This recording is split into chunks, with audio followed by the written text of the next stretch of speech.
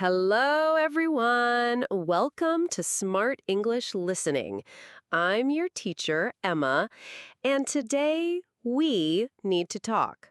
No, don't worry. You're not in trouble. But I've been watching you, and I've noticed you're in a relationship. It's confusing, and sometimes, let's be honest, it's a little bit toxic. Ooh, today we are going to talk about something very, very dangerous. No, not snakes. Even worse. We are going to talk about your relationship with the verb to be. Yes, am, is, are. You know, those three little words that sound so innocent, but actually, they control your life. Like a toxic boyfriend who says, "Don't wear that dress. I don't like it." So now, sit back, relax, grab your tea, your coffee, maybe even a face mask, because we are about to discover the toxic relationship you probably have with the verb to be. I know what you're thinking. Emma, seriously? A toxic relationship? With grammar? Yes, honey, and trust me. Okay, let's start. First, let's remind ourselves. The verb to be has three main forms in the present tense. Am, is, are. Simple, right? Well, yes, but also no, because students love to say things like, "I is hungry," or "you am beautiful." And every time that happens, somewhere in the world, an English teacher screams into a pillow. So, let's break it down. Repeat after me. Yes, out loud. Don't just sit there like a potato. Say it. I am. He is. She is. It is. You are. We are. They are. Great. Now let's do it again, because repetition is the key to survival. I mean, success. I am. He is. She is. It is. You are. We are. They are. Perfect. See? You're already doing better than half the people in my Monday morning class. Now, let's say you are in love. Aw, cute.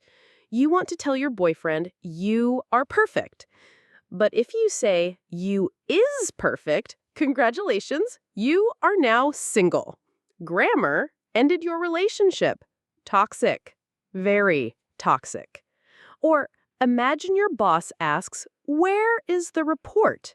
And you say, "The report are on the desk." Boom. Fired. Goodbye salary. Goodbye Zara shopping. See?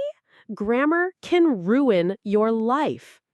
Okay, but let's be serious for a second. Positive sentences with to be are simple. For example, I am happy. She is smart. They are funny. Now, negative sentences, this is where things get fun. Or sad. Or both. You just add not. I am not happy. She is not smart. They are not funny. And of course, because English likes to be complicated, you can also say isn't and aren't. She isn't smart. They aren't funny. By the way, if you want to sound polite, say the long version. She is not. If you want to sound sassy, say she isn't. And if you want to sound like my ex, say nothing at all. Now, let's do questions. You just flip it around. Easy. Am I happy? Is she smart? Are they funny? See? English loves drama. It's like turning a sentence upside down, just for the drama. And negative questions? Ooh, here we go. Am I not happy? Isn't she smart? Aren't they funny? Why do we need negative questions? Because sometimes you want to fight. Like, aren't you listening to me? Or isn't this lipstick fabulous? Now, look around your room right now. What do you see? Say one sentence with to be. For example, this cup is full of coffee. Or, my cat is sleeping. Or, my life is a disaster. Don't worry. Same. Say it out loud. Come on, don't be shy. Okay, let's add some spice. Sometimes students confuse there is and there are. Don't panic. It's basically the same, but for existence. There is a book on the table. Singular. There are two books on the table. Plural. But of course, sometimes people say, there is many problems. And at that point, I lose 3 years of my life expectancy. And now, let's check reality with a little practice. Repeat these with me. She is beautiful. She isn't beautiful. Oh my God, that's rude. Don't say that. Is she beautiful? Isn't she beautiful? See how it works? Same idea every time. Now, let's make it fun. Imagine a fashion show. You are sitting in the front row with sunglasses like Anna Wintour.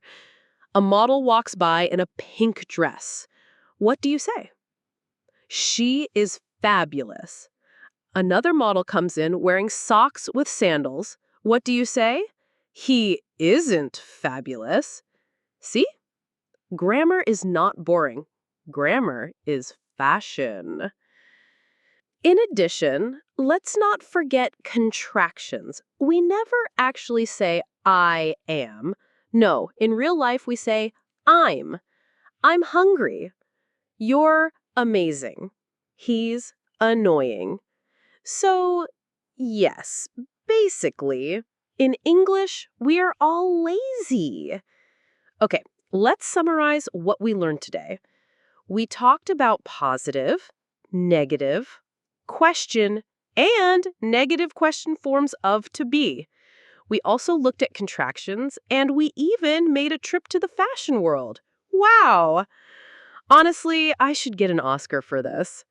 Choose your grammar like you choose your boyfriend, carefully and with a lot of practice.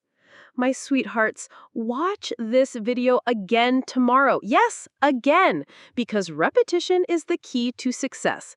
Just like wearing sunscreen every day. You don't want to, but you must. Your action plan? After watching this video, practice 5 sentences with to be. Use positive, negative, question, and negative question forms. Say them to yourself in the mirror. Bonus points if you add lipstick. Now, I want to hear from you. Write in the comments, give me your best funny sentence with am, is, are. For example, my cat is my therapist. Or, my fridge is empty, but my heart is full of chocolate. Be creative, make me laugh. And share this video with a friend who always says you is beautiful. Please save their life. Okay, time to say goodbye. I can't wait to see you in the next video where we will discuss another very emotional part of English. You don't want to miss it. You were amazing today. Seriously, you're doing great. You are smart, you are strong, you are fabulous. Keep going, I'm proud of you. Until then, don't forget to like this video, share it, and subscribe to Smart English Listening. Or else I will tell Brenda you said her banana hat is silly.